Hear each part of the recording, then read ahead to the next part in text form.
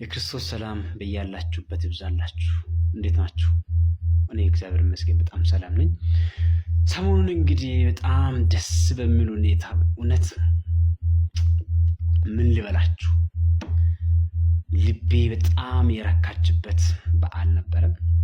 በተለይ በአእላፋት ዝማሬ ያለፈው ነገር የእግዚአብሔርን ክብር በደንብ በሚገልጽ ሁኔታ በጣም በሚደስ በሚል ለዓለም ሁሉ የጌታ ልደት በሚገለጥበት መንገድ ያከበርንበት ስለነበረ በጣም ደስ ብሎኛል።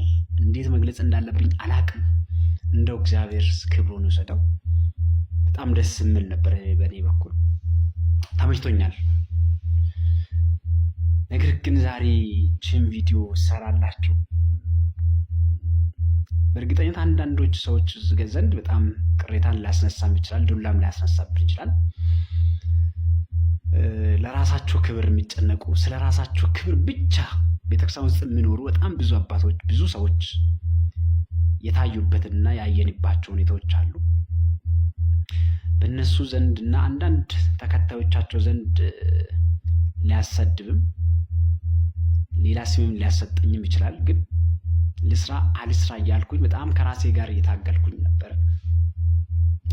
እንግዲህ ከበዓሉም በፊትም የነበሩ ነገሮች አሉ። ሁላችንም እንደምታስታውሱ በተለይ የአእላፋት ዝማሬን ለምን ይካሄዳል የሚሉ በጣም ብዙ ግርግሮች፣ ለራሳቸው ክብር ብቻ የሚጨነቁ ስለ ጌታ ክብር ስለ እግዚአብሔር ክብር ሳይሆን ስለ ራሳቸው ስርዓት ስለ ራሳቸው ስራ ብቻ ስለ ራሳቸው ክብር ብቻ የሚያስጨንቃቸው ሰዎች ነበሩና በዛ ልክ እየጮሁ ነበረ፣ እየተንጫጩ ነበረ። አንዳንድ ሰዎች አለመታደል ሆኖ በቤተክርስቲያን ውስጥ ሆኖ የእግዚአብሔር ክብር ሲገለጥ መስማት የማይፈልጉ ከሰይጣን ተልኮ በቤተክርስቲያን ውስጥ ያሉ ሰዎች እንዳሉ ነው በጣም የተረዳሁትና ይሄን እስቲ ሰምታችሁ ነው ስሙት። በነገራችን ላይ አእላፋት ዝማሬ በጣም ብዙ ደስ የሚል ነገር አለ። በጣም ብዙ ደስ የሚል በጣም ብዙ። ግን ምን አይነት ደስታ ከተባለ ስጋዊ ደስታ፣ መንፈሳዊ ደስታ አይደለም። አእላፋት ዝማሬ አእላፋት ልቅሶን ይዞብን እንዳይመጣ እንጸልይ ጎበዝ። ብንጸልይ ነው የሚሻለው። አጨብጫቢ በዛ። ከዛ አንፃር እንጸልይ፣ ለፈጣሪ እንስጠው። ሊቃውንተ ክርስቲያንን ሳይቀር ያሳሳተ በርካታ ሰዎችን እንዲከፋፈሉ የተለያየ ሀሳብ እንዲያመጡ ያደረገ ስለሆነ እኔ አእላፋት ዝማሬ አእላፋት ለቅሶ የሚያመጣ በቤተክርስቲያን ላይ ጉዳት ሊያደርስ የሚችል ብዬ ባጭር ቃል ገልጠዋለሁ። ሰላም። ይህን ሰው ከሰማችሁት በኋላ ደግሞ ይሄ እንግዲህ ምናልባት በቤተክርስቲያን ውስጥ አለ ምንል ሰው ሊሆን ይችላል። አላውቀውም። እኔ ይሄ ሰውዬ ምንድነው ስራው ምንድነው አገልግሎቱ ምን አላውቀውም። የሱም ብቻ ሳይሆን እንግዲህ በርካታ ሰዎች ክብራቸው የተነካባቸው ወይ ደግሞ ጥቅማቸው የተነካባቸው ብዙ ሰዎች በተለያዩ መንገድ ሲጮሁ አይተናል፣ ከፕሮግራሙን በፊት ማለት ነው። ይሄም ሰው እንግዲህ ከነዛ አንዱ ነው። አገልግሎቱ በቤተክርስቲያን ውስጥ ያለው ድርሻ ምን እንደሆነ አላውቅም። የሚጨነቀው ስለ ቤተክርስቲያን ስለ ክርስቶስ ክብር ስለ እግዚአብሔር ክብር ስለ ምስጋናው ሳይሆን ስለ ራሱ ክብር ወይ ደግሞ የሆነ ቦታ በራሱ የሰራት ስርዓት አለች ስለሱ ስርዓት እንጂ ስለ ክርስቶስ መከበርና ስለ ክርስቶስ ምስጋና አይደለም የሚጨነቀውና ይሄን አይታችሁ እሱ የሚናገረውንና ደግሞ ይሄ ሰው ሰላም የፍቅር ያደርግልኝ የኛ ሰው አይደለም ማለት ኢትዮጵያዊ አይደለም። ምናልባት በሃይማኖትም በክርስትና ህይወት ውስጥ ያለ ሰው ሊሆንም ይችላል፣ አላውቅም። ግን በዚህ ልክ ገልጣታል። ስሙት። The Christmas day in Ethiopia. Bear in mind that every 7th of January, Ethiopians celebrate Christmas in their country, which is very different from our. እንግዲህ ማን ነው እስቲ ትክክል?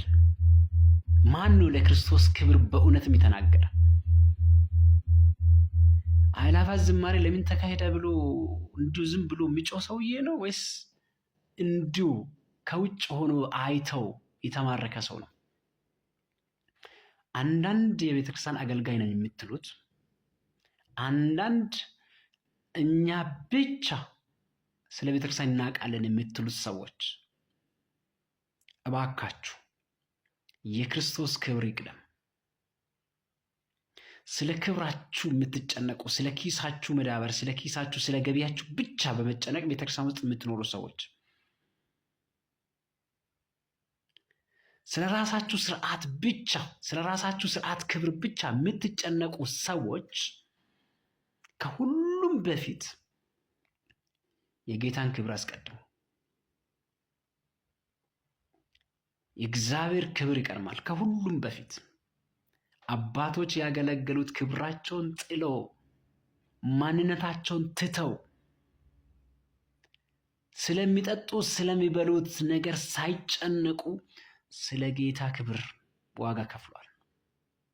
ብዙ አባቶች የተሰቀሉት፣ ብዙ አባቶች የተገረፉት፣ ብዙ አባቶች በእሳት የተቃጠሉት ስለ ክርስቶስ ክብር ብሎ እንጂ ስለ ራሳቸው ስርዓት ክብር ብሎ አይደለም።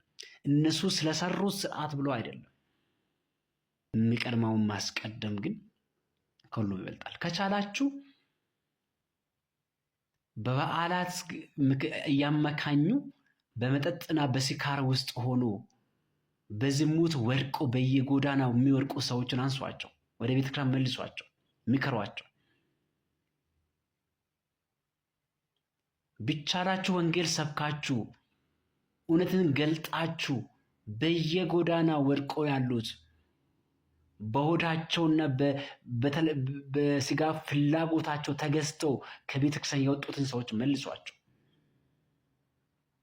በተኩላ ተነጥቀው ወደ አዳራሽ የገቡትን ሰዎች መልሷቸው ብቻሏቸው። እውነትን ገልጣችሁላቸው፣ እውነትን ነግራችኋቸው መልሷቸው። ካልቻላችሁ ተው።